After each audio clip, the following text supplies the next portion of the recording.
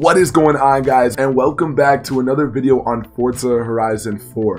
Now, we've had the pre-order cars in the game for a while. Some of you may have not even ever heard of them. Some of you may have, but there is a total of 7 of them. We're going to go over them because they're not what a lot of people think, and I think you guys are going to want to hear this. Now, I know some of you are probably dying to hear all 7, so let me break that down first, but there's a lot of important information in this video.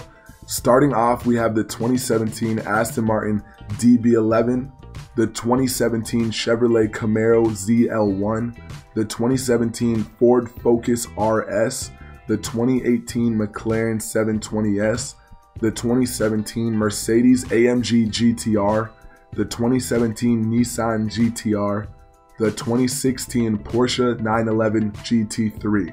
Now, your next question might be, well, how do I get these cars? Where do I get these from? Now, if you pre-ordered the game, again, these are pre-order cars, so you would have only got them initially if you pre-ordered. We'll talk about how to get them afterward if you didn't, but if you pre-ordered the game from GameStop, you would have got that Aston Martin Db9. Now, there are some cases where some people just didn't get the cars. The whole way this is run is really weird. Forza Playground haven't said much about it. It's really confusing, but if you pre-ordered from GameStop, you should have got that Aston Martin Db9.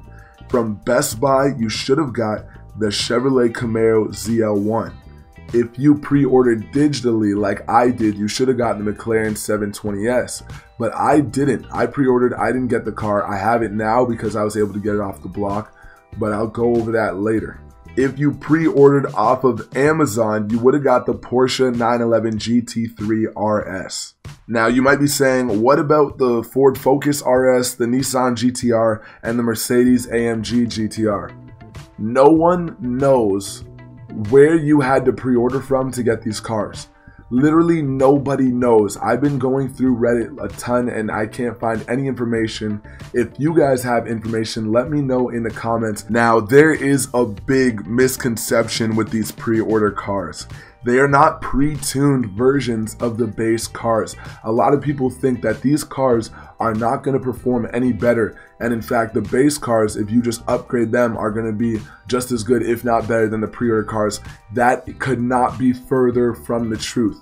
They're not like Forza Edition cars where you get a car that already has an intake, an exhaust, weight reduction, tires. No, it's not like that at all. You are getting a stock car, a pre-order version, but the car is completely stock, yet it has significantly higher ratings, sometimes absolutely massive benefits like over 1,000 pounds in weight reduction, over 400 extra horsepower.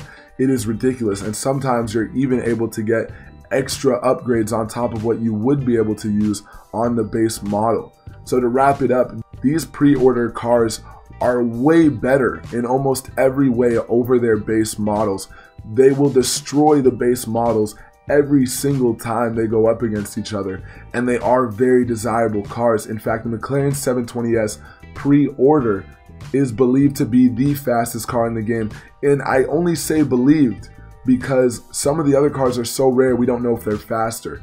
The Maserati MC12 will get smashed by the McLaren 720S pre-order. In fact, I used the 720S pre-order for my 100-lap Goliath. Super GT used it for his 50-lap crazy endurance race that he did, and he said it is his favorite car in the game. Furthermore, Benny One Uno, one of the best racers in Forza Horizon 4, swears by the McLaren 720S pre-order and says that his best lap is with that car over the MC12 Forza Edition all day. Now, all of these cars are incredibly rare, and I'm going to go over my opinions and kind of rant about a little bit of this situation we're in a second here, but all of these cars are incredibly rare. The ones where we know where they came from, you can get it if you're incredibly patient. I was able to get some of them, and I'll be making videos comparing how they perform to their base models for you guys in the future. So be sure to subscribe and hit the bell so you get notified when those videos go live as well. But even those cars, for example, the 911 GT3 RS, where I've heard examples of people selling their codes on eBay for upwards of $60. People negotiating for well over 100 million credits for one of these cars. We're talking about potentially the fastest car in the game. The 911 GT3 RS is actually the only other pre-order that seems to be, that would make sense, might be faster than the 720 pre-order. If not, it is very close. In fact, in one of my live streams, we did a Goliath race, and there was someone way ahead of me when I was in my McLaren 720 pre-order. I ended up catching up to him near the end because he was just making mistakes as a driver, and we found out he was in the 911 GT3 pre-order car. So it is very capable, likely better than the MC12 Forza Edition as well. It's just, is it as good as the McLaren 720S PO? I don't know. I'm going to try to get one off the block so we can compare it in a future video. But then when it comes to the Mercedes, the Ford, and the Nissan, now these cars are almost invaluable. You basically can't find them. I've heard of one example of someone who claimed to have seen the Mercedes AMG GTR on the block before it got bought up incredibly quickly. That's the only thing I've heard. The Ford has never been seen according to everything I've read. The Nissan GTR has never been seen according to everything I've read, which is really crazy. Now, of course, it sucks that these cars are in the game and barely anyone can experience them. Luckily, what seems to be the fastest, the McLaren 720 pre-order, is actually a car you would have got for pre-ordering digitally. And what that means is, because so many people pre-order digitally, there's actually quite a bit of them out there. If you spend about an hour at most on the block, you should be able to pick up at least one off the block after searching it up over and over and over. That's best case scenario, right? That's your best bet. All the other cars, not so lucky. Definitely not so lucky. And I think this is a very terrible move, and I'm not really sure what Playground was thinking, if they even were expecting these cars to be the best. It's really confusing because they haven't said much about it at all. I can't find really any information from Playground Games themselves about these cars in the game.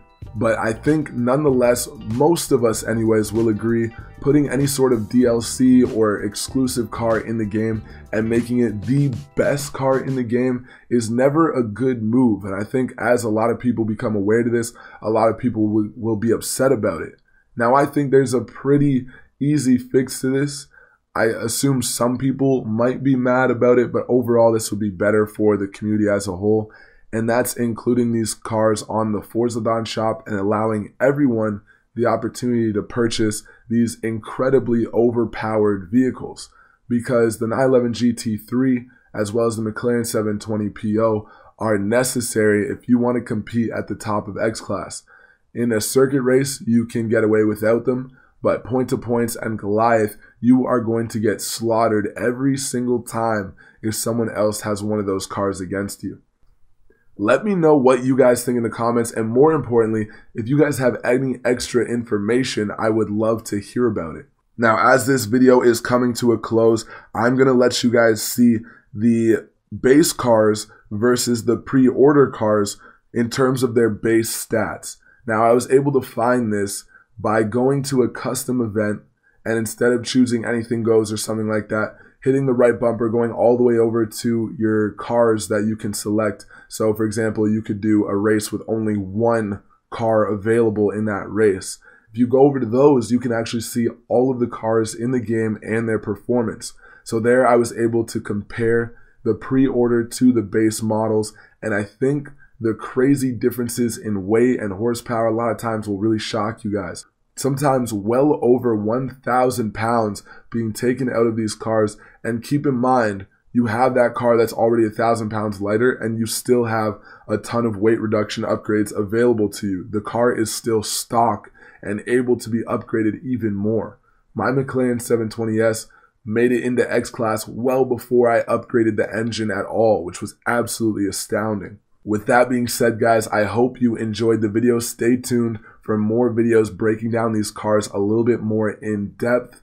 Be sure to like, comment, subscribe if you enjoyed, and let me know any extra information you guys have down below, because I think this is an important topic that a lot of people need to be informed on. And I found as much info as I can, but there's not a ton out there. Take it easy, guys. Thank you for watching. I'm out.